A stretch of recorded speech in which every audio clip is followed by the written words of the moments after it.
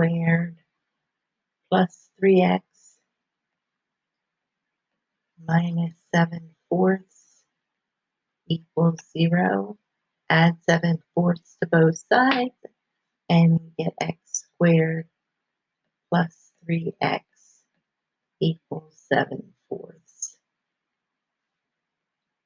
To complete the square, I have x plus, and I take the 3 and divide it by 2, equals 7/4. And I have to add 3/2 squared. That would be 9/4.